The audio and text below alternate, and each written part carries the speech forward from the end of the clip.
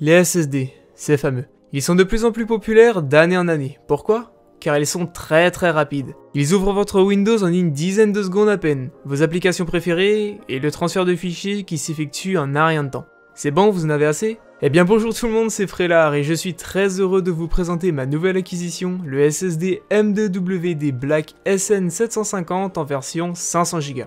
C'est un SSD en NVMe avec la version qui propose le Heatsink. Ses vitesses de lecture sont promises jusqu'à 3470 MO par seconde en lecture et 2600 MO par seconde en écriture.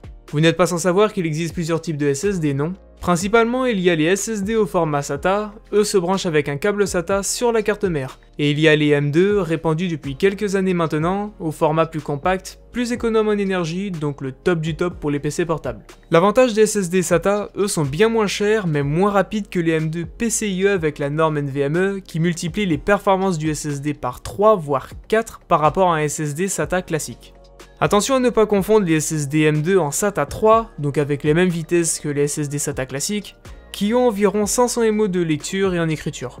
Par rapport aux M2 PCIe en NVMe qui n'ont qu'une encoche comparé aux M2 SATA 3 où elles en possèdent deux. Vous vous demandez sûrement si votre carte mère est compatible avec les NVMe, n'est-ce pas? Eh bien sachez que la plupart des cartes mères sorties il y a quelques années ne devraient pas avoir de problème. Vérifiez tout de même sur le site officiel de votre carte mère quel type de M2 elle supporte avant achat. Bien, assez parlé, maintenant je vais l'installer dans mon PC. Ma carte mère, c'est la X470 Gaming Pro Carbon et elle possède deux ports NVMe. En l'occurrence, j'ai acheté un autre SSD d'une capacité de 1 Tera de stockage pour y mettre tous mes jeux car mon HDD de 1 Tera a commencé à galérer au niveau du stockage. Le Western Digital sera donc mon SSD par défaut et c'est sur celui-ci que je vais réinstaller mon Windows et bien entendu au propre. Je pourrais cloner mon ancien SSD à celui-ci, mais jamais je ne le ferai, et d'ailleurs je vous déconseille très fortement de le faire, car rien ne vaut mieux qu'une fraîche installation de son Windows à zéro. Et donc rien de tel pour partir sur de nouvelles bases avec un nouveau système. Alors attention, le premier slot de votre port M2 est normalement en PCIe 3.0, hors X570, tandis que le deuxième port M2 juste en dessous, lui est en 2.0. Ce qui veut dire que vous ne pourrez pas profiter pleinement de la vitesse de votre NVMe. En tout cas, pour ma carte mère, c'est comme ça. Mais je doute que ce ne soit la seule. Donc faites très attention si vous achetez un ou plusieurs SSD en NVMe. Perso, j'ai dû inverser les SSD car lors des tests, je trouvais la vitesse louche. Donc faites gaffe. Passons désormais au plus intéressant, à savoir les performances. En théorie, le Sabrent a lui 3400 en lecture et 3000 MO par seconde en écriture. Et mon ancien SSD en SATA, le 850 EVO de chez Samsung, 540 MO par seconde en lecture et 520 en écriture. Sous Crystal Disk, le Western Digital a 3496,20 MO par seconde et 2609,94 MO avec le mode jeu activé via son software. Et sans le mode jeu, je vous mets une image pour voir la différence et il n'y a pas vraiment beaucoup de différence, donc à vous de voir si vous voulez oui ou non un soft en plus sur votre PC.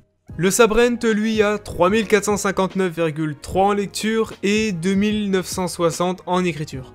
Mon ancien SSD, le 850 EVO, obtient un score classique de 553,83 en lecture et 528,85 en écriture. A savoir, un SSD en SATA ne montera probablement pas plus haut. Pour les tests, je ne vais pas inclure le Sabrent puisque c'est mon disque secondaire et qu'il est proche des performances du SN750. Et puis ce n'est pas le principal intéressé dans cette vidéo. Je voulais juste vous le montrer vite fait pour aussi vous le faire connaître car il est maintenant mon acquisition de stockage secondaire. Maintenant je vais tester au démarrage de Windows le 850 EVO et le Western Digital. Le SN750 lui met 12,1 secondes à se rendre sur le bureau comparé au 850 EVO où lui il met 12,7.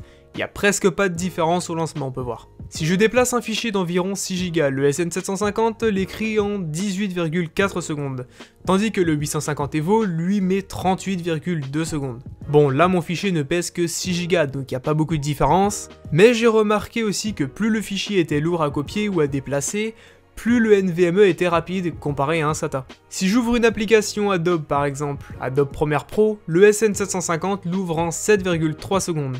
En revanche, le 850 EVO prend lui 15,6 secondes. En jeu, les SSD n'améliorent pas les FPS comme certains pourraient le croire, mais peut aider un peu à la stabilité en jeu, c'est-à-dire ne pas être à 100% de charge du disque dur, comme avec les HDD par exemple, et donc venir provoquer soit des plantages en jeu ou des stuttering.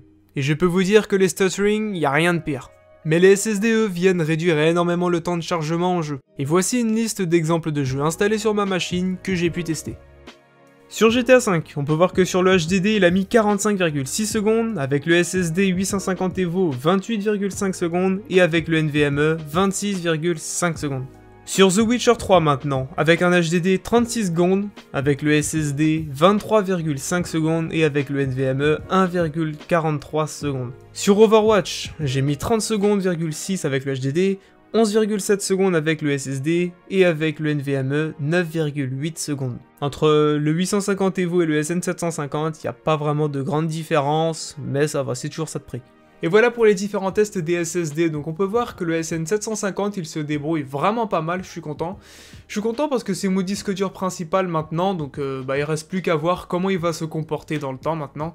Bon, je pense qu'il ne devrait pas y avoir de soucis, mais bon. Je touche du bois.